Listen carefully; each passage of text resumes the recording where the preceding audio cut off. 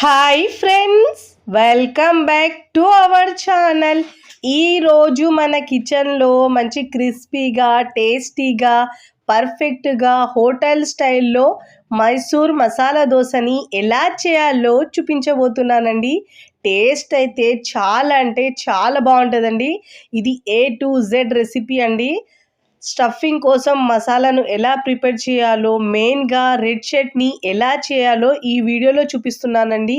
బయట వెళ్ళి తినే బదులు ఇంట్లోనే ఇలా ఈజీగా హైజీనిక్గా చేసుకోవచ్చండి. అచ్చం బయట కొన్న టేస్టే ఇంట్లోనే మనం రెడీ చేసుకోవచ్చండి. టేస్ట్ అయితే సూపర్గా ఉంటుందండి. తిన్నా కొద్దీ తినాలనిపిస్తుంది.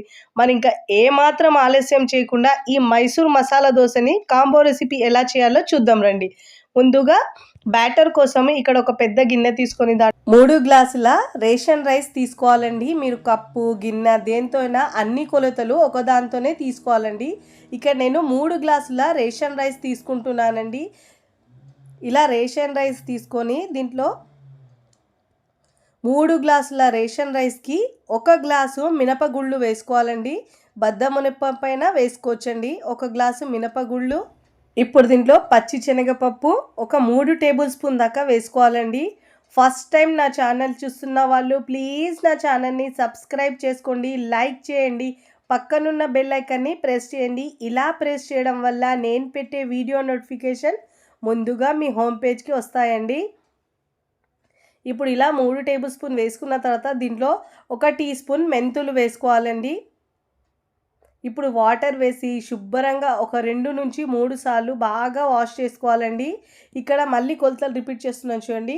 3 గ్లాసుల రేషన్ రైస్, 1 గ్లాసు మినపగుళ్ళు, 3 టేబుల్ స్పూన్ల పచ్చిశనగపప్పు, 1 టీ స్పూన్ మెంతులు ఇలా వేసుకొని శుభ్రంగా వాష్ చేసుకొని 2-3 సార్లు బాగా వాష్ చేసుకున్న తర్వాత ఆ వాటర్ తీసేసి మనం పక్కకు పెట్టుకోవాలండి ఈ గిన్నె. ఇప్పుడు మరొక గిన్నె తీసుకొని దాంట్లో ఏ గ్లాస్తో అయితే మనం మినపగుళ్ళు తీసుకున్నామో అదే గ్లాస్తో ఒక పావు గ్లాసు లావుగా ఉన్న అటుకులు తీసుకోవాలండి. ఈ అటుకుల్లో కూడా వాటర్ వేసుకొని శుభ్రంగా కడుక్కోవాలండి. ఇలా బాగా కడుక్కున్న తర్వాత అదే మనం బియ్యంలో వేసుకొని కడుక్కుంటే ఇలా మనం వాటర్లో వెళ్ళిపోతాయండి. ఎక్కువ ప్రెస్ చేసి కడుగుతాం కాబట్టి ఇలా కడుక్కున్న తర్వాత ముందుగా కడిగి పెట్టుకున్న బియ్యం పప్పుల్లో ఈ అటుకుల్ని వేసుకోవాలండి. వేసుకొని ఇప్పుడు దీంట్లో వాటర్ వేసుకొని ఒక 3 గంటల పాటు నానబెట్టుకోవాలండి. 3 నుంచి 4 గంటలైనా సరిపోతుందండి.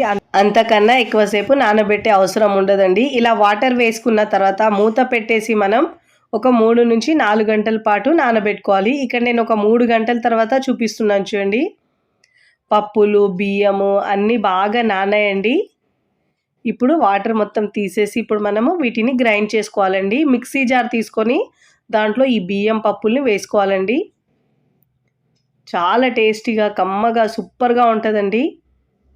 ఇలా మిక్సీ జార్లో పప్పులు వేసుకొని తగినంత వాటర్ వేసుకొని మరీ ఎక్కువ బ్యాటర్ని పల్చగా చేసుకోవద్దండి.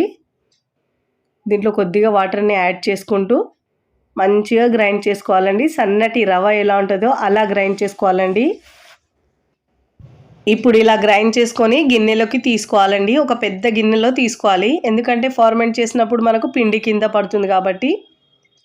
ఇలా పిండి అంటే కన్సిస్టెన్సీ చూడండి. ఇలా మనం వేల్లో ఇలా పెట్టుకొని పిండి తీసుకుంటే మనకు రవ తగిలేటట్టు ఉండాలి. ఇదే విధంగా మిగతా పప్పులు బియ్యంని కూడా గ్రైండ్ చేసుకొని అదే గిన్నెలకు తీసుకోవాలి. మొత్తం పిండిని ఇదే విధంగా గ్రైండ్ చేసుకొని తీసుకోవాలి. ఇలా పిండి మొత్తం గ్రైండ్ చేసుకున్న తర్వాత స్పూన్తో కాకుండా ఇలా మనం చేతితో మిక్స్ చేసుకోవాలండి. పిండి బాగా ఫర్మెంట్ అయ్యి దోశలైనా ఇడ్లీలైనా వడలైనా కూడా చాలా టేస్టీగా వస్తాయండి. 2 నుంచి 3 నిమిషాల పాటు ఇలా బాగా బీట్ చేసినట్టు మిక్స్ చేసుకోవాలి. వీడియోలో చూపించిన విధంగా ఇలా మిక్స్ చేసుకొని ఇప్పుడు మూత పెట్టేసి కనీసం 6 నుంచి 8 గంటల పాటు పిండిని పులియనివ్వాలి. ఇక నేను ఓవర్ నైట్ కోసం పెట్టుకుంటున్నానండి. మార్నింగ్ ఇప్పుడు నేను ముందుగా దీంట్లో ఎర్ర కారాన్ని ప్రిపేర్ చేసుకుందాం. స్టవ్ మీద ప్యాన్ పెట్టుకొని ఒక 2 టీ స్పూన్ల ఆయిల్ వేసుకోవాలండి. ఆయిల్ బాగా వేడైన తర్వాత ఇప్పుడు దీంట్లో ఒక 2 టేబుల్ స్పూన్ల పచ్చిశనగపప్పు వేసుకోవాలండి. నువ్వులు 1 టేబుల్ స్పూన్ దాకా వేసుకోవాలి. జీలకర్ర 1/2 టీ స్పూన్ వేసుకోవాలండి. ఇప్పుడు ఇలా వేసుకున్న తర్వాత మంచిగా ఫ్రై చేసుకోవాలండి. మంటను మీడియం ఫ్లేమ్లో ఉంచి మాత్రమే ఇలా ఫ్రై చేసుకోవాలి. ఇలా మంచిగా ఫ్లేవర్ చాలా బాగా వస్తుందండి. మీడియం ఫ్లేమ్లో ఉంచి మంటను మనం ఫ్రై చేసుకుంటే కమ్మటి స్మెల్ వస్తుంది. ఇప్పుడు ఇలా బాగా ఫ్రై చేసుకున్న తర్వాత 1 కప్పు ఆనియన్ తీసుకోవాలండి. ఇప్పుడు ఈ ఆనియన్ని కూడా కాస్త సాఫ్ట్గా చేసుకోవాలండి. ఇలా బాగా మిక్స్ చేసుకుంటూ ఫ్లేమ్ని మనం మీడియం టు హై ఫ్లేమ్లో అడ్జస్ట్ చేసుకుంటూ ఇలా బాగా కలుపుకున్న తర్వాత మూత పెట్టేసి ఒక 2 నిమిషాల పాటు ఉడికించుకోవాలండి. ఒక 2 నిమిషాల తర్వాత చూపిస్తున్నాను చూడండి. ఫ్లేమ్ని సిమ్లో ఉంచి మూత పెట్టేసి ఉడికించుకోవాలండి. ఇప్పుడు దీంట్లో రుచికి సరిపోయినంత ఉప్పు వేసుకోవాలండి. ఇలా ఉప్పు వేసుకున్న తర్వాత బాగా మిక్స్ చేసుకొని స్టవ్ ఆఫ్ చేసుకొని పూర్తిగా చల్లారించుకోవాలి. ఇక్కడ ఎర్ర కారం కోసం ఇక్కడ నేను 10 గుంటూరు కారం తీసుకున్నానండి. దీనిలో కలర్ కోసం కాశ్మీరీ కారం ఏమో 4 తీసుకున్నానండి. ఇలా వేడి నీటిలో నానబెట్టుకోవాలండి. ఒక 10 నిమిషాల పాటు మెత్తగా బాగా నానుతాయండి. ఇప్పుడు ఈ మిక్సీ జార్లో వేసుకోవాలి ఈ మిరపకాయల్ని. ముందుగా చల్లారించుకున్న ఈ పప్పులు ఇంకా ఆనియన్ను కూడా వేసుకోవాలి దీంట్లో. ఇలా మొత్తం ఆనియన్ని వేసుకోవాలండి. ఇప్పుడు దీంట్లో పొట్టు తీసిన వెల్లుల్లి ఒక 5 నుంచి 6 వేసుకోవాలండి. ఇప్పుడు మనం నానబెట్టుకున్న కారం నీళ్ళు ఉన్నాయి కదండి, అవే కొద్దిగా వేస్తూ మెత్తగా బరకగా గ్రైండ్ చేసుకోవాలండి. మీరు కావాలంటే దీంట్లో కొంచెం చింతపండు వేసుకోవచ్చండి, బట్ నేను ఇక్కడ వేయట్లేదండి. ఇప్పుడు ఇలా గ్రైండ్ చేసుకున్న తర్వాత పక్కకు పెట్టుకోవాలండి. ఇప్పుడు స్టవ్ మీద ప్యాన్ పెట్టుకొని ఒక 2-3 టేబుల్ స్పూన్ల ఆయిల్ వేసుకోవాలండి. ఇప్పుడు దీంట్లో 1/2 టీ స్పూన్ జీలకర్ర వేసుకోవాలి, 1/2 టీ స్పూన్ ఆవాలు వేసుకోవాలండి. పచ్చి శనగపప్పు 1 టీ స్పూన్ వేసుకోవాలి. ఇలా బాగా వేయించుకోవాలండి దోరగా. ఇలా బాగా వేయించుకున్న తర్వాత 1 కప్పు సన్నగా కట్ చేసుకున్న ఆనియన్ ముక్కలు వేసుకోవాలండి. ఇలా వేసుకున్న తర్వాత ఒక 2 నుంచి 3 నిమిషాల పాటు బాగా ఫ్రై చేసుకోవాలండి. మరి రెడ్గా కావాల్సిన అవసరం లేదండి, కాస్త సాఫ్ట్గా అయితే సరిపోతుంది. ఇప్పుడు దీంట్లో ఒక 4-5 కరివేపాకు రెమ్మలు వేసుకోవాలండి. ఇలా మిక్స్ చేసుకొని ఇప్పుడు దీంట్లో అల్లం వెల్లుల్లి పేస్ట్ 1 టీ స్పూన్ వేసుకోవాలండి. వేసుకొని పచ్చి స్మెల్ పోయే వరకు ఫ్రై చేసుకోవాలి. ఇలా బాగా ఫ్రై చేసుకున్న తర్వాత రుచికి సరిపోయినంత ఉప్పు వేసుకోవాలండి. దీంట్లో మీ టేస్ట్కి సరిపోయినంత ఉప్పు వేసుకోవాలి. ఉప్పు, కారం, 1/2 టీ స్పూన్ పసుపు వేసుకోవాలి. దీంట్లో పచ్చిమిరపకాయలు ఒక 2 సన్నగా కట్ చేసి వేసుకోవాలండి. ఒకవేళ మీరు కారం ఎక్కువ తింటే ఒక 2-3 ఎక్కువైనా వేసుకోవచ్చు. ఇలా బాగా మిక్స్ చేసుకున్న తర్వాత ఇప్పుడు ముందుగా ఉడికించుకున్న ఆలు తీసుకున్నానండి. ఒక పెద్ద సైజు 2 ఆలు ఉంటాయండి. ఇలా ఉడికించుకొని మ్యాష్ చేసి ఒక బౌల్లోకి తీసుకోవాలండి. ఆ ఆలును కూడా దీంట్లో వేసుకోవాలి. ఇప్పుడు ఇలా మొత్తం ఆలు వేసుకున్న తర్వాత బాగా మిక్స్ చేసుకోవాలి. ఈ దోశలైతే ఈ స్టఫ్ అయితే చాలా టేస్టీగా ఉంటుందండి. ఇప్పుడు ఇలా బాగా మిక్స్ చేసుకోవాలి. ఇప్పుడు ఇలా బాగా మిక్స్ చేసుకున్న తర్వాత ఇప్పుడు దీంట్లో సన్నగా తరిగిన కొత్తిమీర వేసుకోవాలండి. ఒక 2 నుంచి 3 టేబుల్ స్పూన్ దాకా సన్నగా కట్ చేసుకున్న కొత్తిమీర వేసుకోవాలి. ఇప్పుడు ఇలా వేసుకున్న తర్వాత దీంట్లో ఒక 2-3 టేబుల్ స్పూన్ల వాటర్ వేసుకోవాలండి. వేసుకొని ఇలా బాగా మిక్స్ చేసుకొని మనము మూత పెట్టేసి ఒక 2 నిమిషాల పాటు సిమ్లో ఉంచుకోవాలండి ఫ్లేమ్ని మనము. ఒక 2 నిమిషాల తర్వాత మూత తీసి ఒకసారి బాగా మిక్స్ చేసుకొని ఇప్పుడు స్టవ్ ఆఫ్ చేసుకొని పక్కకు దించుకోవాలండి. ఇప్పుడు చూడండి ఓవర్ నైట్ తర్వాత బ్యాటర్ చూస్తున్నాను చూడండి ఎంత బాగా పులిసిందో.